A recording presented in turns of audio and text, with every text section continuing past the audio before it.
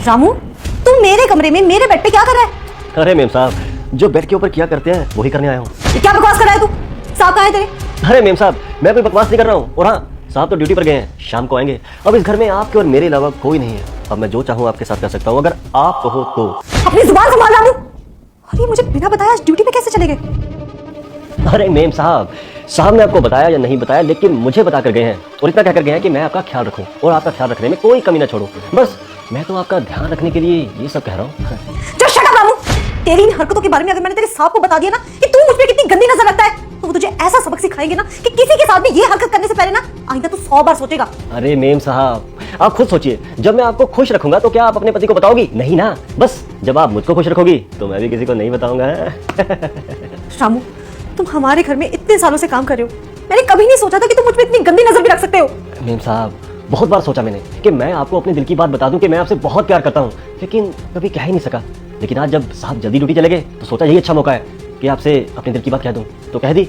लेकिन आप वहां खड़ी खड़ी क्या सोच रही हो? अरे आओ ना बेड पर। बस बहुत हो गया रामू, अब ना तूने सारी हदें पार कर दी हैं। इस घर में अब तुझे मैं 1 मिनट बर्दाश्त नहीं कर सकती। इस घर से तो अभी निकल, अभी अभी निकल, निकलो, अभी अभी निकलो। रुको काजल, इसे घर से बाहर निकालने की कोई जरूरत नहीं है। इसने कुछ भी गलत नहीं किया है। तुम यहाँ क्या कर रहे हो? रामू ने तो बोला था कि तुम ड्यूटी पे गए हो, तो फिर दरवाजे के पीछे क्यों छुपे हुए थे तुम? और तुमने सुना नहीं क्या? इसने मेरे साथ कैसे बदतमीजी से बात की। मुझे अपने साथ बेड पे सोने के लिए ऑफर तक किया है इसने, और तुम कह रहे हो कि इसने कोई गलती नहीं की। इसने तुम्हें जो भी बोला वो सब मेरे कहने पे बोला। और तुमने इसे इतनी घिनौनी बातें करने को बोला था, क्यों? क्योंकि मैं तुम्हारे कैरेक्टर का टेस्ट लेना चाहता था। मैं ये जानना चाहता था कि कहीं तुम मेरी पीठ के पीछे मुझे धोखा तो नहीं दोगी। लेकिन आज तुम्हारी बातें सुन के मुझे तुम पे पूरा भरोसा हो गया कि तुम मुझे कभी भी धोखा नहीं दोगी। लेकिन आज मैंने जो भी तुम्हारे साथ किया उसके लिए प्लीज मुझे माफ कर दो।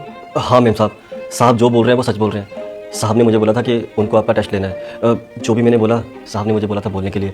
वरना मेम साहब, मेरी क्या औकात कि मैं आपको ये सब बोल दूं। इतने सालों से मैंने आपके साथ कभी ऊंची आवाज़ में बात नहीं की, तो आपके ऊपर गलती नहीं का कैसे रह सकता हूँ? मेम साहब, मुझे माफ़ कर दीजिए। नहीं नहीं रामू, तुम्हें माफी मांगने की कोई जरूरत नहीं है। तुम्हारी तो कोई गलती है ही नहीं। गलती तो सारी इनकी है, क्योंकि इन्हें मुझ पे भरोसा नहीं है। नहीं काजल, अब मुझे तुम पे पूरा भरोसा है। बस मुझे तुम पे थोड़ा डाउट था, जिसकी वजह से मैंने ये सब किया। पर मैं तुमसे प्रॉमिस करता हूँ आज के बाद मैं कभी दोबारा ऐसा नहीं करूंगा। क्या हुआ प्लीज मुझे वो माफ कर दो। देखने से पहले जो भी इस वीडियो को लाइक और चैनल को सब्सक्राइब करेगा उसके घर में कभी धन दौलत की कमी नहीं होगी। ठीक है, इस बार मैं तुम्हें माफ करती हूँ, लेकिन प्लीज प्लीज आइंदा ऐसी बात कभी मत करना। मैं सच में तुमसे बहुत प्यार करती हूँ। तुम्हें धोखा देने के बारे में तो कभी सोच भी नहीं सकती।